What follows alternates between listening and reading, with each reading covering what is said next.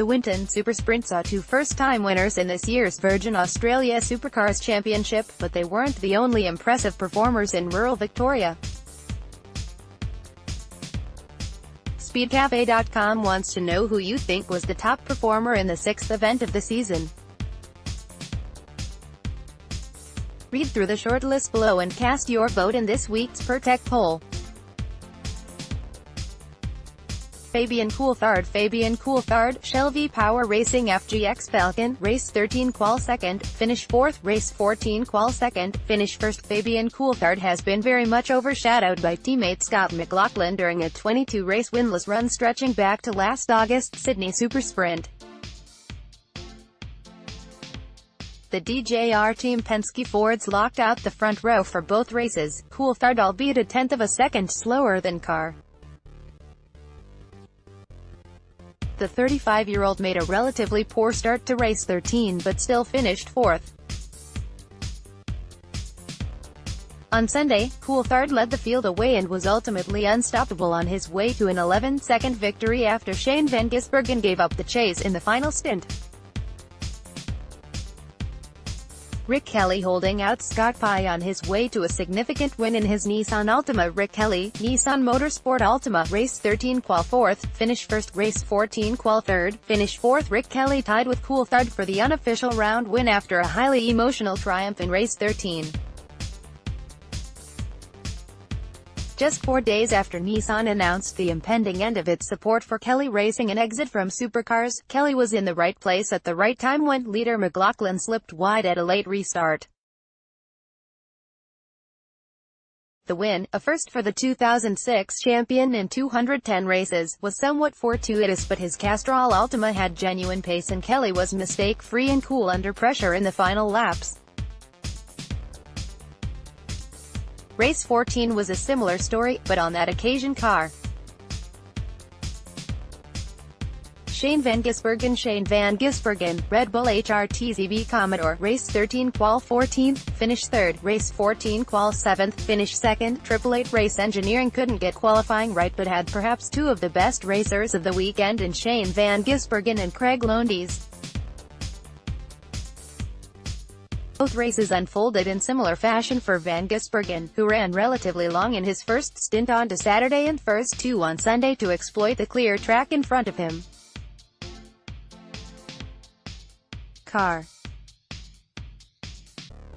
However, van Gisbergen ran down his compatriot with ease on the road on his way to a solid second position to be the only double podium finisher of the weekend. Scott Pye, Mobile 1 Bust Mobile ZB Commodore, Race 13 Qual 5th, finish 2nd, Race 14 Qual 6th, finish 6th. The Walkinshaw and Ready United resurgence continues to be spearheaded by Scott Pye, whose finishes of 2nd and 6th at Winton leave him 6th in the championship. Pye adopted a similar approach to van Gisbergen in Race 13, pitting 2 laps earlier at the end of lap 25, and ended up challenging Kelly for victory in the final laps.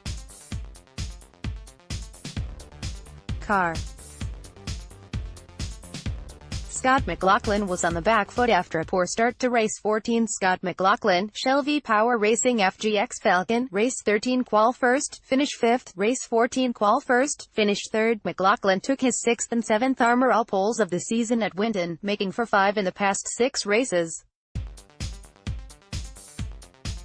He headed Race 14 by over 6 seconds when the safety car was called on lap 31 of 40. At the restart, the championship leader slid through Turn 1 on cold tires and gave up 4 positions by the time the field exited Turn 4 as a 5th straight race win went begging. On Sunday, McLaughlin made a poor start and plummeted to 8th through the opening corners before salvaging a 3rd placing.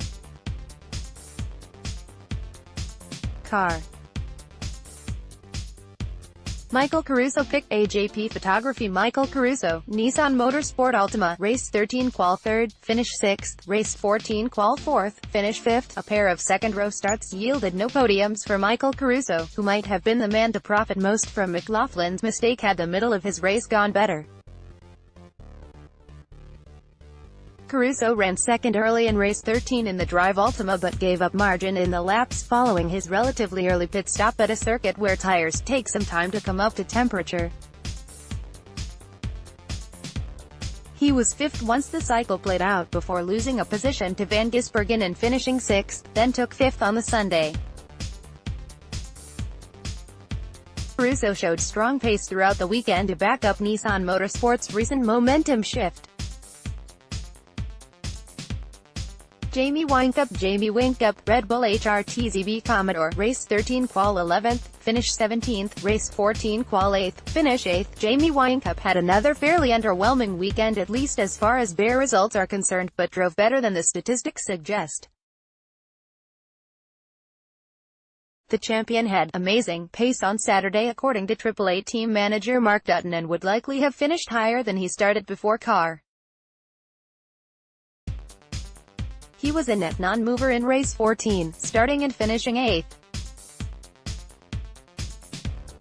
Anton de Pasquale pick, Erebus Motorsport Facebook Anton de Pasquale, Erebus Motorsport ZB Commodore, race 13 Qual 9th, finish 12th, race 14 Qual 17th, finish 16th. Anton de Pasquale became the first driver to out-qualify David Reynolds as an Erebus Motorsport teammate when he put car. On Erebus' first genuinely poor weekend of this season, it was the rookie who performed the better overall out of the team's two drivers, though Reynolds was plagued by a mechanical problem on Sunday which saw him qualify last. Craig Lowndes, Autobarn Lowndes Racing ZB Commodore, race 13 Qual 24th, finish 13th, race 14 Qual 23rd, finish 12th. Lowndes' weekend was an unfortunately familiar tale of having to make something of bad qualifying positions, though AAA in general struggled to achieve good starting positions. The veteran raced much better, picking up net 11 positions in each race. He finished particularly strongly in race 14, shaking out 19th after the pit stops before a climb through the midfield which ended with car. Despite finishing both races outside the top 10, the misfortune of others means that Lowndes is now third in the championship.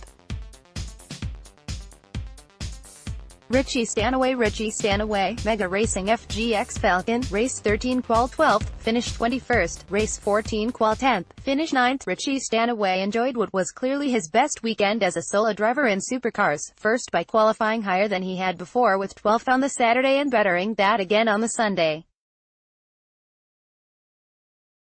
His race 13 unraveled quickly when In race 14, however, Stanaway was Tickford's best with a steady drive to 9th, a full 9 positions better than his previous best outside of Pirtek Enduro Cup starts. Who impressed you the most? Cast your vote below in this week's Pirtek Poll.